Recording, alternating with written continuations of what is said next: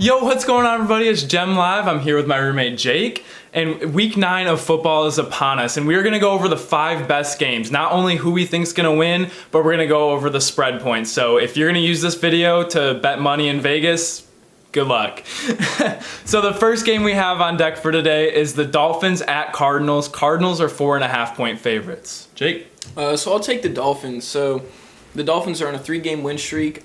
Tua's at the helm. If you guys didn't know, last week they just pooped on the Rams, and they got some big plays. You know, they got a punt return. It was the first one of the season, and they also got, I think, a 78-yard fumble return for a touchdown. But, you know, with the 4.5 spread, the Dolphins they're trying to flip their season around. They've had players. They made some great free agent acquisitions. So hopefully Tua can lead them to a win. With a 4.5 spread for the Cardinals, I mean, even if the Dolphins lose by 3 points, then it still covers the spread. So I got to take the Dolphins.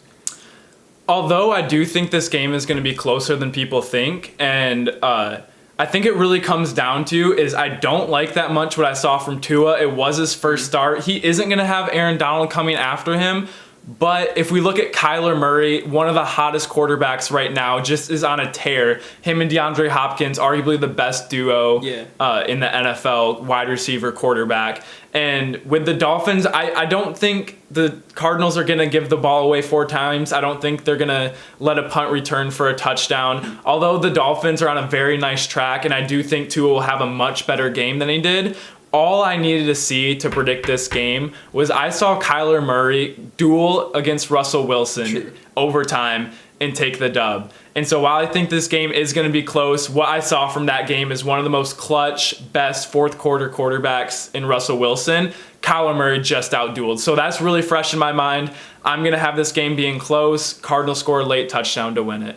Next, we have Ravens at the Colts. The Colts are a 1.5-point underdog, and I'm actually going to take the Colts in this game. The Ravens are just coming off a loss. They're now 5-2, and if we look where their losses came at, they lost to the Chiefs and they lost to the Steelers. Both very good defenses. Steelers have the best defense in the NFL. Chiefs arguably have a top 5 defense in the NFL. If people want to say, oh, it's not that good, you were thinking about 2 years ago. This is a very different Chiefs defense. They are scary. They have a lot of confidence, a lot of swag. And Lamar Jackson, when he gets shut down and he gets into this, I need to make a play, this is where he gets sacked. This is where he throws interceptions. This is where we've really seen him struggling, and he really needs to take a step as a quarterback. And because Indianapolis has such a good defense and such a solid and consistent run game, even though Lamar Jackson is tenfold what Phillip Rivers is, like, it's not even close. I think Phillip Rivers is a veteran quarterback that will know how to win this game if it comes down to the wire, because we've also seen the Ravens not being able to come behind from deficits. So if they get a few early stops, be able to run the ball, keep Lamar off the field, it's going to be really hard for the Ravens to come back from this. And it's only 1.5 points. I actually see the Colts winning this game. Yeah, and, you know, I'm a Colts fan, so there's no way I can bet against the Colts. And I think it should be a really good game. They beat Jackson's Lions last week, 41-21. I'd like to say I'm a Lions fan. I bet against the Lions all the time. So the Colts, and it's crazy because the Colts are actually, I mean, they're 5-2 right now. They're having a decent season so far.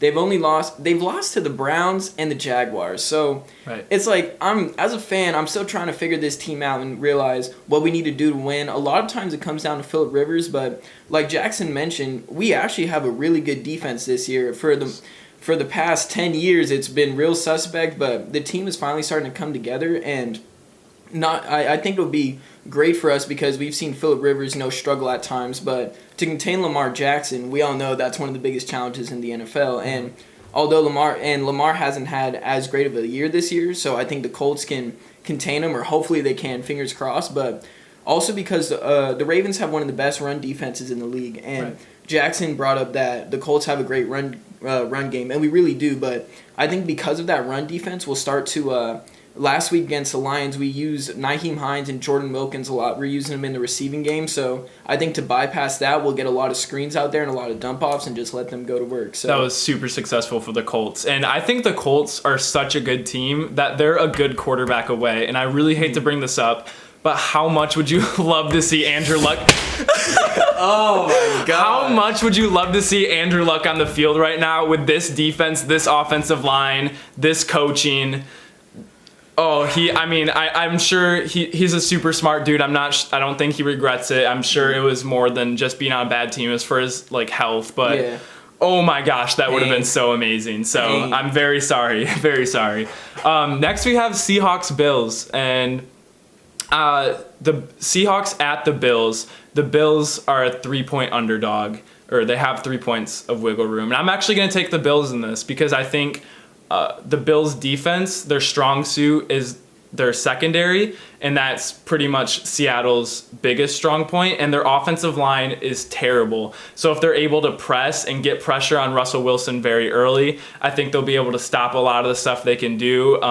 The Bills are coming off of a big win, and so I just think I really like what I see from Josh Allen. He has the number 1 wide receiver now, and really it comes down to I think the Bills have such a good defense, and their strengths fit really well against Seattle's strengths. So I'm going to give the Bills. I could see this being a 3-point game. We also see Russell Wilson win a lot of close games. So the Seahawks win by 3, doesn't matter. Bills still cover the spread.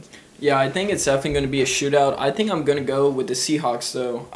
Seahawks, one of their worst parts is their defense. We've seen that's one of their weaknesses. And the Bills have a great offense this year, like Jackson was mentioning, Josh Allen and Stephon Diggs. But I think overall, the Seahawks, unless we count in that Arizona game where they lost a shootout, yeah. I think for the most part, the Seahawks are pretty successful in shootouts. We see what Russell Wilson can do. You know, he never really looks rattled. He always performs. And, I mean, he has DK Metcalf and Tyler Lockett. They've both been going off.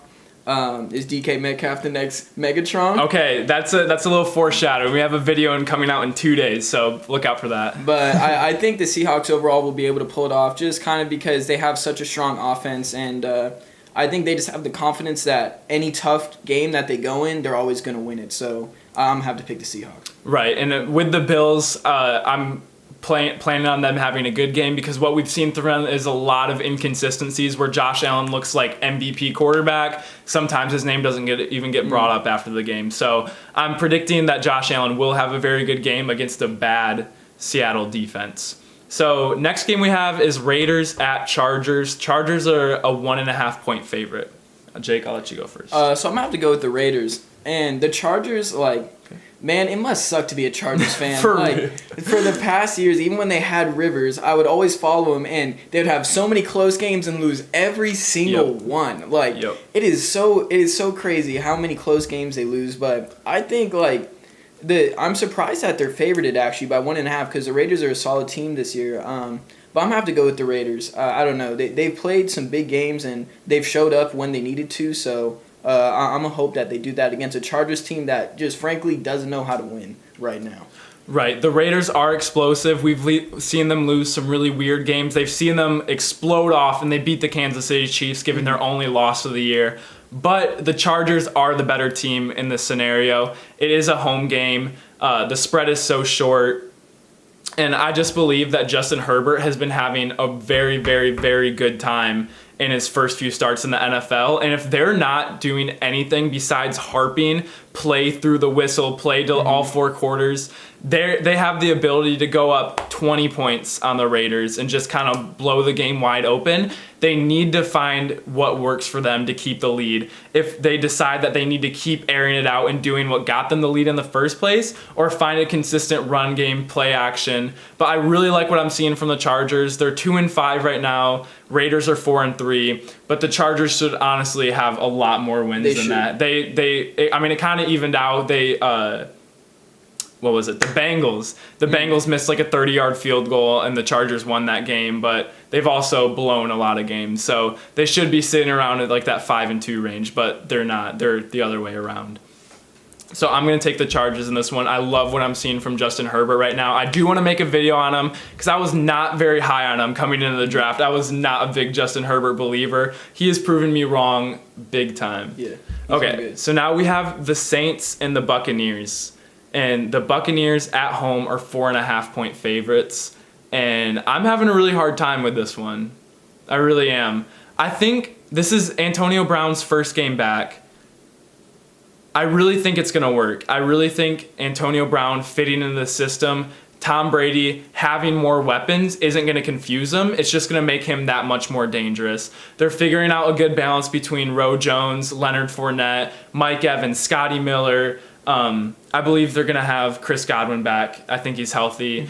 His tight ends, he's getting Gronk involved. Throwing in Antonio Brown, if they had all these pieces, they said, where's the ball going to go? Well, there's no complaints by anyone. Throwing in another weapon is just going to make them that much more dangerous. And the Saints haven't been too impressive. We still don't know the health of Michael Thomas. I believe we looked up earlier that he's limited in practice today. So we're going to see if he even plays in this game. I like their chances a lot less if Mike Thomas plays. But the defense is amazing. Their offense is just getting really, really scary with running and passing.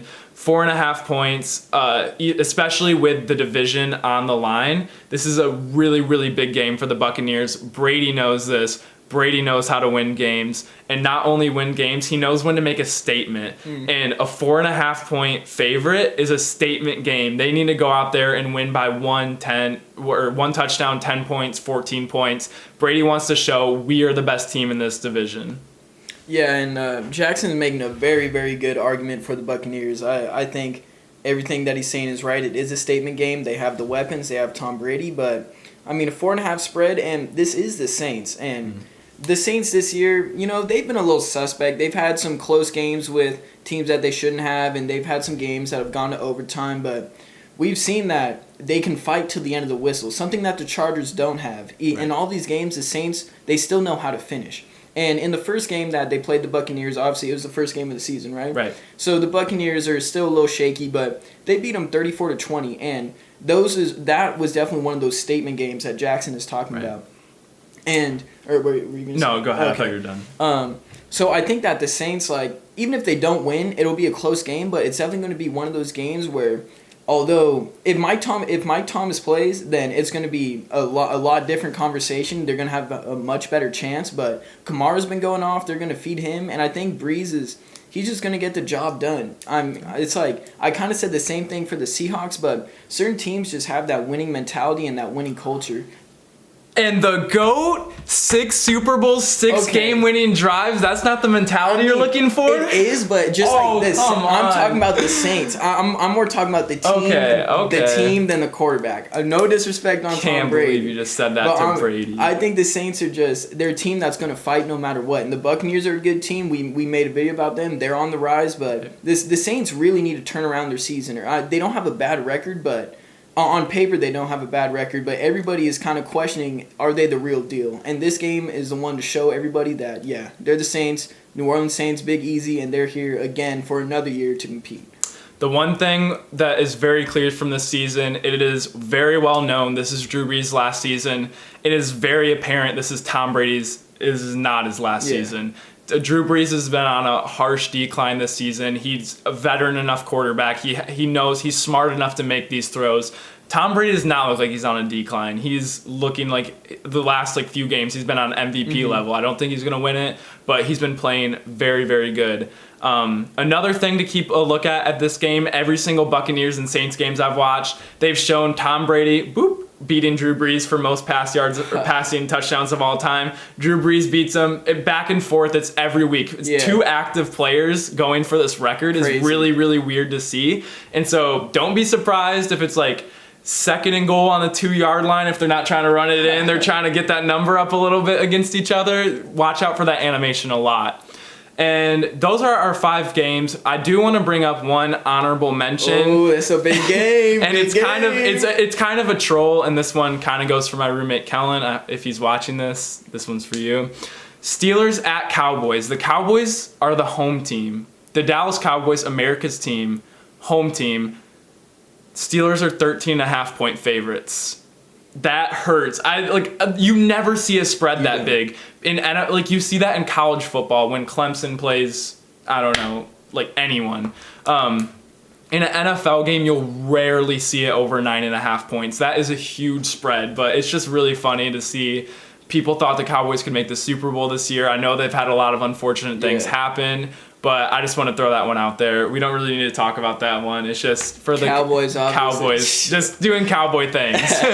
All right, so let us know down below if you think we got it right. Obviously, we're not on the same page, but let me know who you agree with more, me or Jake. And as always, next time, we will see you guys next time. Like, comment, subscribe. Don't let that last part deter you. Peace. Yeah.